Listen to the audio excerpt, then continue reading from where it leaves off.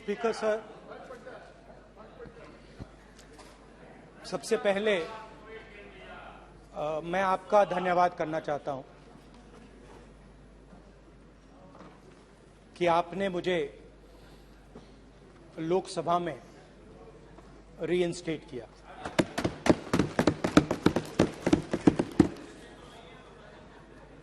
और पिछली बार जब मैं बोला तो शायद मैंने आपको थोड़ा कष्ट भी पहुंचाया, क्योंकि मैंने इतनी जोरों से अदानी जी पे फोकस किया कि जो आपके सीनियर नेता हैं शायद उनको थोड़ा कष्ट हुआ।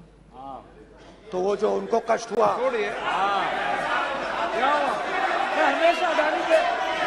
हमेशा अडानी पे अभी भी कष्ट हो रहा है। वो जो कष्ट हुआ, अभी भी कष्ट हो रहा है। विषय पे आइए, विषय पे। अभी भी कष्ट हो रहा है। ये देखिए, ये सारे नहीं मगर सुनिए ये है। तो वो जो कष्ट हुआ 1 2 3 4 5 उसका असर शायद आप पे भी थोड़ा हुआ। तो इसके लिए मैं आपसे माफी मांगता हूं, मगर मैंने सिर्फ सच्चाई रखी थी। मगर आज जो मेरे बीजेपी के मित्र हैं, आज आपको डरने की जरूरत नहीं है, डरो मत। क्योंकि आज जो मेरा भाषण है, डरो मत। और आप डरो मत।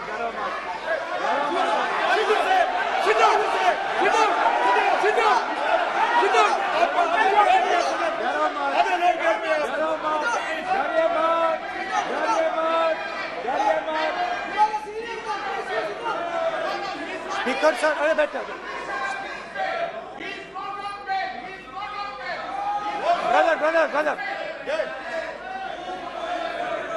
तो आज कोई घबराने की जरूरत नहीं है। आज मैं अपना भाषण, मेन जो भाषण है वो अदानी जी पे नहीं बोलने जा रहा हूं। आप छोड़िए, तो आप रिलैक्स कर सकते हैं, आप शांत रह सकते हैं, क्योंकि मेरा भाषण आज दूसरी डायरेक्शन में जा रहा है।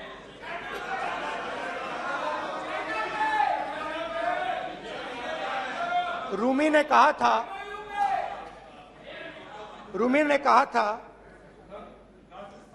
जो शब्द दिल से आते हैं वो शब्द दिल में जाते हैं। तो आज मैं दिमाग से नहीं बोलना चाह रहा हूं, मैं दिल से बोलना चाह रहा हूं।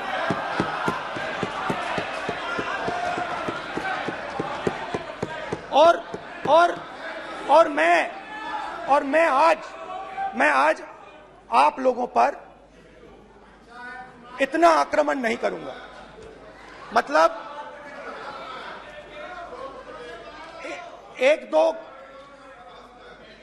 दो गोले जरूर मारूंगा, मगर इतना नहीं मारूंगा। तो आप रिलैक्स कर सकते हैं। डरिए मत।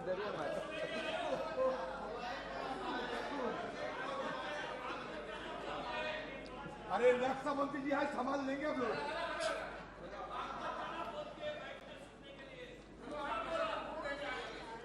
पिछले साल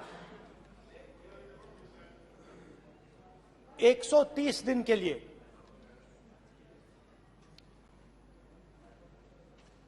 मैं भारत के एक कोने से दूसरे कोने तक गया। अकेला नहीं, बहुत सारे लोगों के साथ।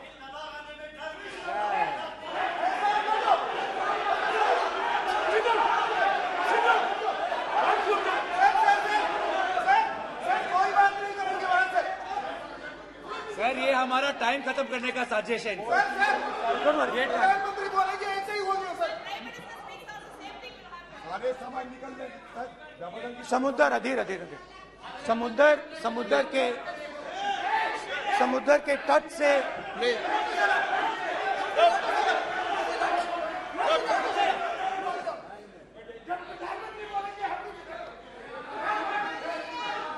माननीय सदस्य प्लीज प्लीज ऐसे धमकाने का बात की मत बोलो यहाँ पे।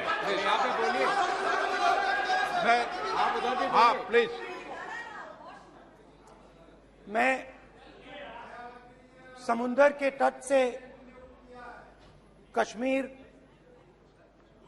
की बर्फीली पहाड़ी तक चला। नहीं, लद्दाख को मैंने नहीं छोड़ा। यात्रा अभी खत्म नहीं हुई है, यात्रा जारी है और जरूर लद्दाख आएंगे, घबराइए मत। बहुत सारे लोगों ने मुझसे पूछा यात्रा के दौरान, यात्रा के बाद कि राहुल तुम क्यों चल रहे हो, क्या तुम्हारा लक्ष्य क्या है, कन्याकुमारी से कश्मीर तक क्यों जा रहे हो।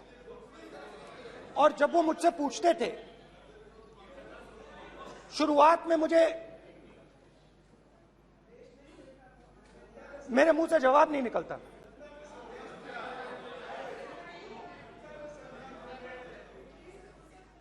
शायद मुझे ही नहीं मालूम था कि मैंने ये यात्रा क्यों शुरू की। जब मैं कन्याकुमारी से शुरू हुआ, मैं सोच रहा था मैं हिंदुस्तान को देखना चाहता हूं, समझना चाहता हूं, लोगों के बीच में जाना चाहता हूं, मगर गहराई से मुझे मालूम नहीं था।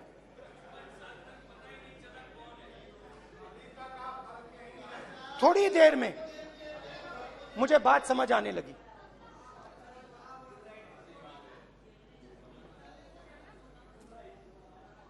जिस चीज से मुझे प्यार था, जिस चीज के लिए मैं मरने को तैयार हूं, जिस चीज के लिए मैं मोदी जी की जेलों में जाने को तैयार हूं, जिस चीज के लिए मैंने 10 साल हर रोज गाली खाई, उस चीज को मैं समझना चाहता था। ये है क्या जिसने मेरे दिल को इतनी। भाई आप रनिंग कमेंट्री बंद करो, नहीं तो हम भी चालू करेंगे। सुनने का अपने धैर्य रखो। जिस चीज ने मेरे दिल को इतनी मजबूती से पकड़ रखा था, उसको मैं समझना चाहता। शुरुआत में जैसे मैंने शुरू किया, सालों से मैं हर रोज 8-10 किलोमीटर दौड़ता हूं, तो मेरे दिमाग में था कि अगर मैं 10 किलोमीटर दौड़ सकता हूं तो 25 किलोमीटर चलने का क्या मतलब, कोई बड़ी बात नहीं है। ये मैंने सोचा था। आज मैं उस भावना को देखूं तो वो अहंकार था कि मैं ये कर सकता हूं, ये कुछ नहीं है। तो मेरे दिल में उस समय अहंकार था।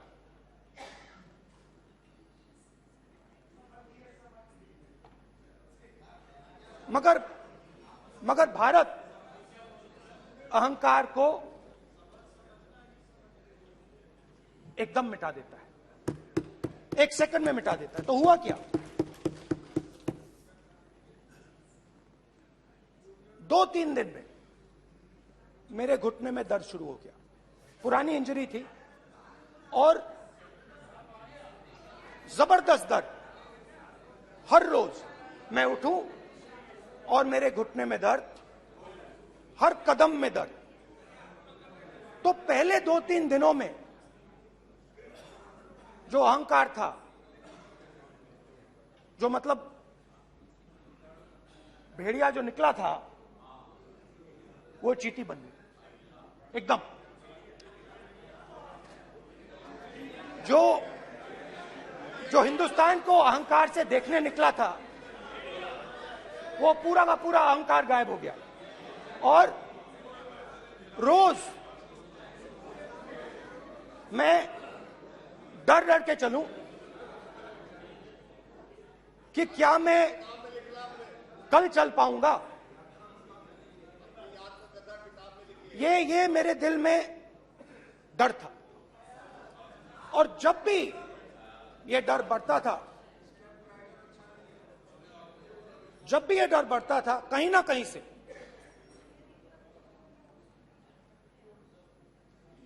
कोई ना कोई शक्ति मेरी मदद कर देती। एक दिन मैं सह नहीं पा रहा था, एक छोटी सी लड़की आती है, मुझे चिट्ठी दे देती। मैंने चिट्ठी खोली, 8 साल की थी, उसमें लिखा था, Rahul, I am walking with you, don't worry. उसने मेरे पैर में चोट देखी और उसने अपनी शक्ति मुझे दे दी। सिर्फ उसने नहीं, लाखों लोग ने। और शुरुआत में जब मैं चल रहा था, कोई किसान आता था, मैं एकदम पहले उसको अपनी बात बताता था कि आपको ये करना चाहिए, आपको इस प्रकार से काम करना चाहिए। मगर इतने लोग आए, हजारों लोग आए, कि थोड़ी देर में मैं बोल नहीं पाया। जो मेरे दिल में बोलने का डिजायर था, वो बंद हो गया।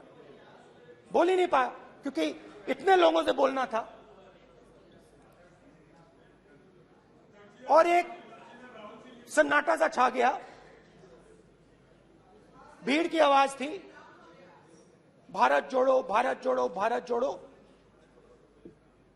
और जो मेरे से बात करता था, उसकी आवाज में सुनता गया।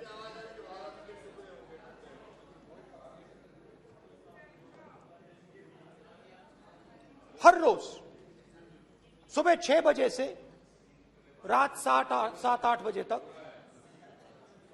आम आदमी, गरीब, अमीर, बिजनेसमैन, किसान, मजदूर, सबकी आवाज।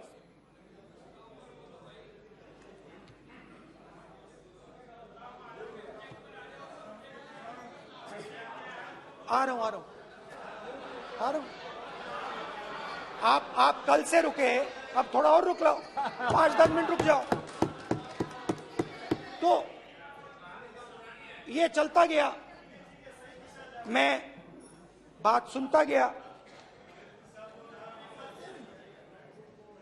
और फिर मेरे पास एक किसान आया, और किसान ने हाथ में रुई पकड़ी हुई थी, और उसने मुझे कहा, अध्यक्ष महोदय, उसने मुझे कहा, मेरी आंख में देखकर उसने मुझे अपना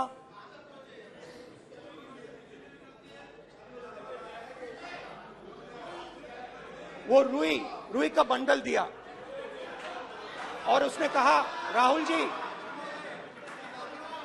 यही बचा है मेरे खेत का यही बचा है, और कुछ बचा नहीं है। मैंने उससे, जो मैं नॉर्मली सवाल पूछता था, भैया आपको बीमा का पैसा मिला, वो पूछा। बीमा का पैसा मिला, वो पूछा। और किसान ने मेरा हाथ पकड़ा। किसान मुझे कहता है कि नहीं राहुल जी, मुझे बीमा का पैसा नहीं मिला, हिंदुस्तान के बड़े उद्योगपतियों ने वो मुझसे छीन लिया। मगर इस बार बड़ी अजीब सी चीज हुई। जब मैंने किसान को देखा और वो मुझसे बोल रहा था, तो जो उसके दिल में दर्द था वो मेरे दिल में आया। जो उसके आंखों में शर्म थी जब वो अपनी बीवी से बात करता था, वो शर्म मेरी आंखों में आई। जब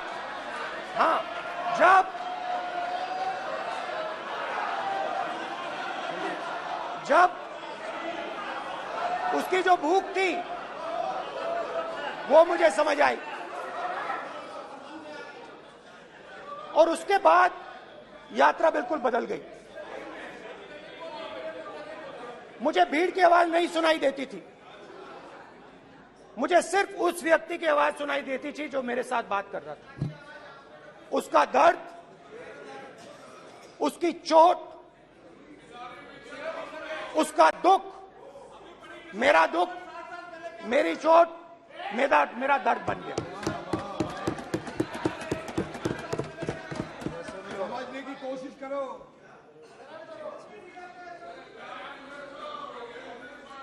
भाइयों और बहनों, लोग कहते हैं कि ये देश है, कोई कहता है ये अलग अलग भाषाएं हैं, कोई कहता है ये जमीन है, मिट्टी है, कोई कहता है ये धर्म है, ये सोना है, ये चांदी है। मगर भाइयों और बहनों, सच्चाई है कि ये देश एक आवाज है। ये देश सिर्फ एक आवाज है। ये देश, इस देश की लोगों की आवाज है। इस देश के लोगों का दर्द है, दुख है, कठिनाइयां हैं। और अगर हमें इस आवाज को सुनना है तो हमारे दिल में जो अहंकार है, हमारे जो डिजायर्स हैं, हमारे जो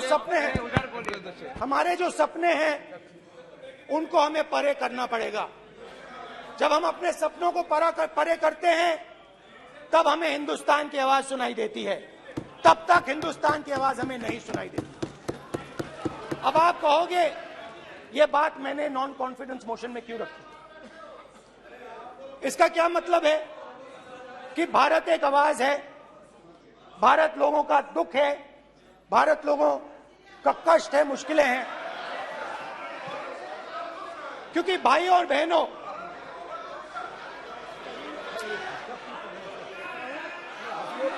अध्यक्ष महोदय, अब पूरा सूद समय जवाब तुमको मिलेगा, फिर पूरा सूद समय जवाब देंगे सर। फिर आप हमें मत रोकेगा सर। अध्यक्ष महोदय, फिर आप हमें मत रोकेगा सर। आप हमें मत रोकेगा, फिर आप हमें मत रोकेगा। आप हमें मत रोकेगा, फिर आप हमको मत रोकेगा सर। हम सब देख रहे हैं, सब सुन रहे हैं, आप हमको फिर मत रोकेगा सर। तो स्पीकर सर, भारत एक आवाज है। भारत इस देश के सब लोगों की आवाज है। और अगर हम उस आवाज को सुनना चाहते हैं, हमें अहंकार को, नफरत को मिटाना पड़ेगा। स्पीकर सर, कुछ ही दिन पहले मैं मणिपुर गया। हमारे प्रधानमंत्री नहीं गए, आज तक नहीं गए, क्योंकि उनके लिए मणिपुर हिंदुस्तान नहीं है।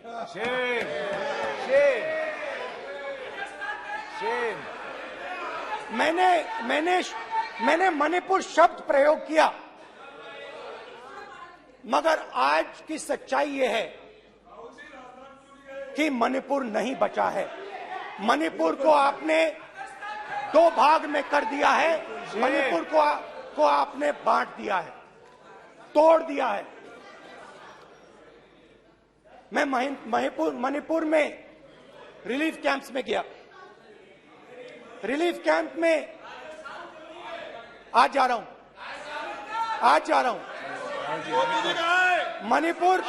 मणिपुर में रिलीफ कैंप में मैंने महिलाओं से बात की। ठीक है सर, अब आप हमको मत रोकेंगे। It's not fair. आप हमको मत रोकेंगे। You don't let him solve this. Sir, Don't allow this. पूरा टाइम देखिए सर। Sit down. पूरा टाइम देखिए। Yeah. Why you want this hooligan? कल देखेंगे, कल देखेंगे, कल देखेंगे। बात नहीं करेंगे सर, प्रधानमंत्री की बात नहीं करेंगे सर ऐसे।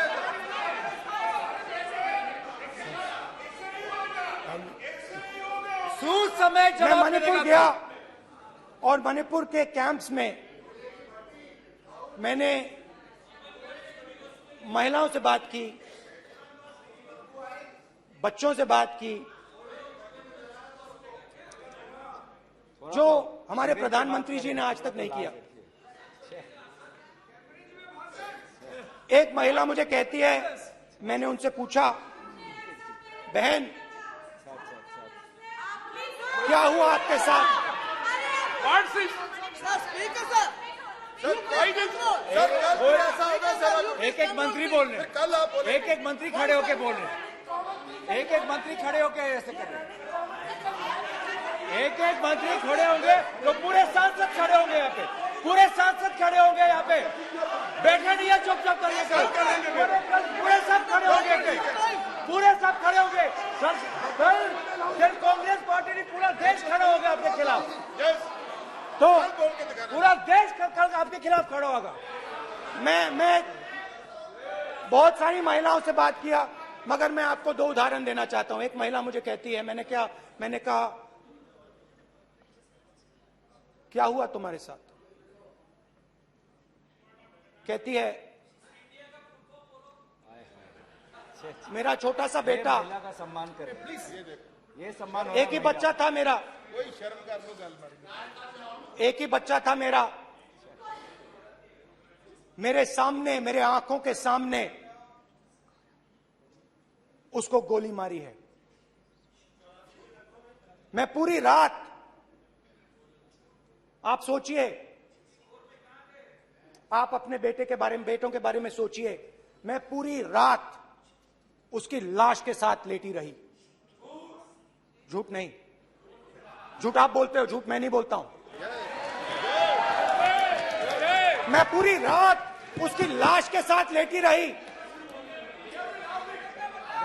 और फिर मुझे डर लगा, मैंने अपना घर छोड़ दिया, जो भी मेरे पास था वो मैंने छोड़ दिया। मैंने उनसे पूछा, कुछ तो लाई होगी? कहती है, नहीं, सिर्फ मेरे जो कपड़े हैं ये मेरे पास हैं।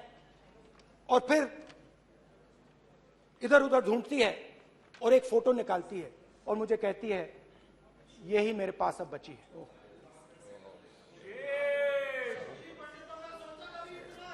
एक और उदाहरण, दूसरे कैंप में मैं, एक महिला मेरे सामने आती है, मैं उससे पूछता हूं, तुम्हारे साथ क्या हुआ? क्या हुआ तुम्हारे साथ? और जैसे ही मैंने ये सवाल पूछा,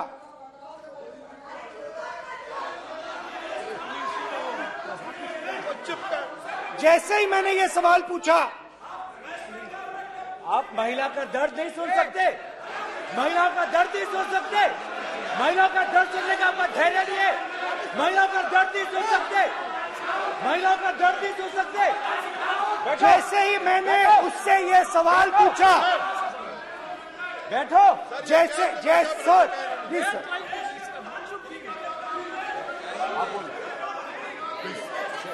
शर्म करिए, शर्म करिए। जैसे ही मैंने उससे सवाल पूछा, तुम्हारे साथ क्या हुआ, शर्म नहीं है तेरे को? वैसे ही 1 सेकंड में वो कांपने लगी। उसने अपने दिमाग में वो दृश्य देखा और वो बेहोश हो गई। मेरे सामने कांपती हुई बेहोश हो गई। तो ये मैंने आपको सिर्फ 2 उदाहरण दिए हैं। स्पीकर सर, इन्होंने मणिपुर में हिंदुस्तान की हत्या की है, सिर्फ मणिपुर की नहीं, हिंदुस्तान की हत्या की है। इनकी राजनीति ने मणिपुर को नहीं, हिंदुस्तान को मणिपुर में मारा है।